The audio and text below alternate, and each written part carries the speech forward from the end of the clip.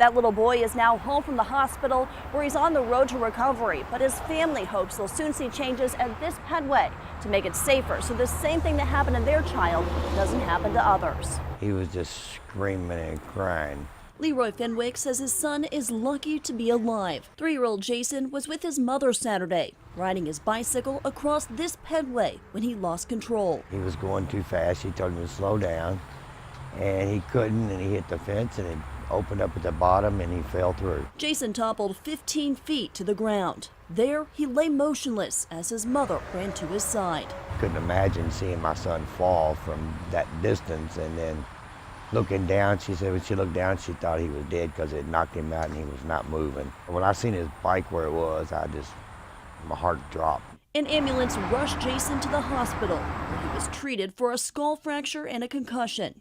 Now back at home, the little boy is in good spirits, even going for a walk on the same Pedway from which he fell. But Fenwick says this crosswalk is dangerous. Had his son fallen onto concrete or the Watterson Expressway, he believes the outcome would have been much worse. My concerns are, there's school kids that cross that every day. They need to repair it properly. It came out yesterday and did some patchwork to it, but it still gaps out at the bottom when you hit the fence, and still not safe. The Kentucky Transportation Cabinet agrees. Highway officials tell us an engineer inspected the Pedway Wednesday morning and discovered 4 bottom rails are missing. So we climbed up the Pedway and checked. Sure enough, railing appears to be missing in the very spot where Jason tragically fell through. Highway officials tell us they're ordering parts to install the missing railing. The repairs will be made shortly after the equipment arrives. Fix it. Just fix the catwalk, make it safe.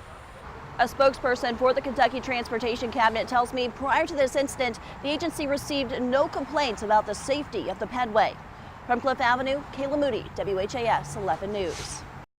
The video is startling. A man standing at a door in Norton Commons. At first, he appears harmless. Then this happens. The suspect snatches the package and runs before taking off in a gray convertible.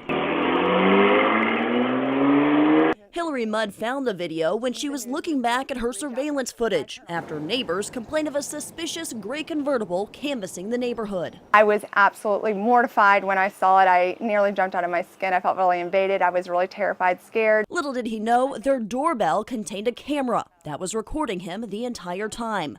Mudd shared the alarming video on their neighborhood Facebook page, where others also complained of thefts. Several neighbors reported seeing a couple cruising the neighborhood in that gray convertible, waving and smiling at residents.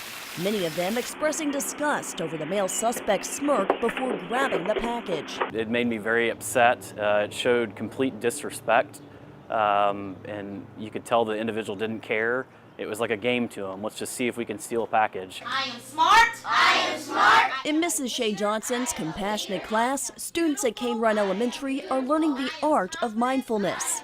Today's a new day. Today's a new day. It's not your traditional classroom. In fact, Mrs. Johnson likes to think of it as an oasis. There are no desks, textbooks, or exams, just a darkened room lined with yoga mats, an ambient soundtrack humming in the background. When you come into the classroom, they're able to be themselves. It's a judge-free zone. Students kick off their shoes and get comfortable in Mrs. Johnson's class twice a week, starting in kindergarten.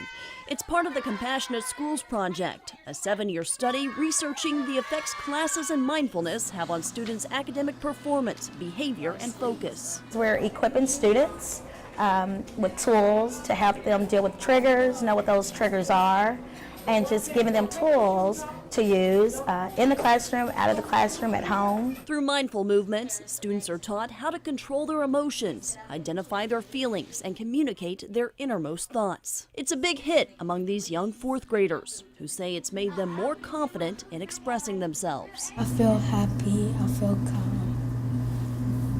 I feel like if I get frustrated, all I gotta do is breathe. It teaches us to be nice to others, and also there's one amazing teacher in the school that can teach us that. and feel like I'm calm during class when I leave from this class because it helps calms me down. There's much to learn about the long-term effects of teaching compassion in the classroom, but the immediate effects are clear.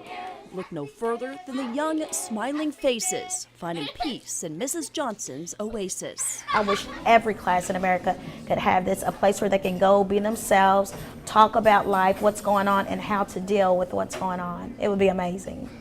Oh, it just took a big weight off my shoulders. I mean, you know, it's very touching. From hopeless to hopeful, the generosity of strangers turning a dire situation into a humbling, heartwarming journey for a family in need. Most of these tears today are happy tears.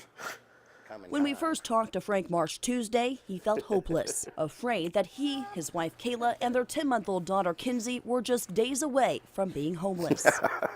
This after falling victim to a Craigslist rental scam. The couple paid a man to sublet his apartment. He gave them a tour before they moved in, even handed them a rental application that he claimed was from management. But it was all a lie. The apartment doesn't allow subletting. And when the landlord found out the original tenant was no longer there, they told the Marsh family they had until Friday to get out. Out of cash and with no place to go, they reached out to WHAS 11 for help. Our situation's a lot better, and thank you to all the people that...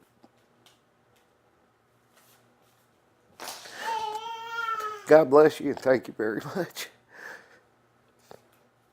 You've given me back hope for my baby. Their biggest fear, 10-month-old Kinsey. Too young to know the financial stresses of life, but already facing homelessness. The Marsh family created a GoFundMe page asking for $500, just enough to get a hotel for a while so they could get back on their feet. Within just 24 hours, an outpouring of support. Hundreds of dollars in donations, most of them from perfect strangers, giving this blue-eyed little girl a new lease on life. I feel a lot of gratitude toward everybody out there that saw the story and that even cares. Even if you didn't have money to donate, I still thank you for your prayers and for your concern for my baby.